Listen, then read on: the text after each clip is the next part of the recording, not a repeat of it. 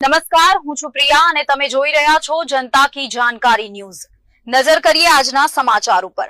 Somnath corridor વિવાદ વચ્ચે ધારાસભ્ય વિમલ ચુડાસમા મેદાને। વિશ્વ પ્રસિદ્ધ સોમનાથ મહાદેવના વિશ્વનો સૌથી મોટો કોરિડોર બનવા જઈ રહ્યો છે, તો ક્યાંક ને ક્યાંક મહિલાઓ દ્વારા ભીની આંખે અમને અમારા મકાનમાં શાંતિથી રહેવા દો, કોરિડોરની જરૂર નથી, કોરિડોર ના બનાવો, સોમનાથ ટ્રસ્ટ અને સોમનાથ કોરિડોર હાય હાયના નારા સમગ્ર પ્રભાસ પાટણમાં હતા। ગત મોડી રાતે સોમનાથના ધારાસભ્ય વિમલ ચુડાસમા પણ મેદાને ઉતરી આવ્યા હતા। આગેવાનો સાથે મીટિંગ કરી કોરિડોરમાં સંપાદિત થતા મિલકત ધારકોની પણ મુલાકાત કરી હતી અને જાહેર સભા પર સંબોધી પણ હતી।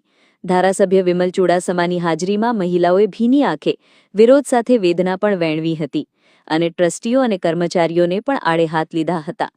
રિપોર્ટર મહેન્દ્ર ટાંક, ગીર સોમનાથ। મારું નામ વિમલ ચુડાસમા છે। હું સોમનાથના ધારાસભ્ય તરીકે સેવા આપું છું।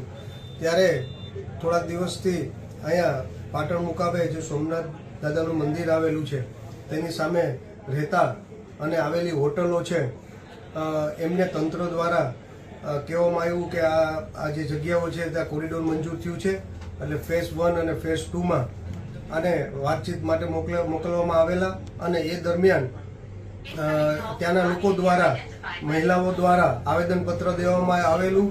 એટલે હું બહાર હોવાના કારણે આ વિસ્તારના ધારાસભ્ય તરીકે આ વિસ્તારના પાટણ મુકામે જે લગભગ 384 જેટલી જગ્યાઓ અને હોટલો આવેલી છે એ લોકોને મળવા માટે રૂબરૂ મુલાકાત લીધેલી અને તેમની વાત સાંભળેલી કે એમને શું પ્રશ્નો છે, અને આ પ્રશ્નો સાંભળી અને તંત્ર સુધી વાત કરી અને તંત્ર સાથે વાત કરીને સાથે બેસાડી અને એનો સોલ્યુશન આવે એવો પ્રયત્ન કરીશ।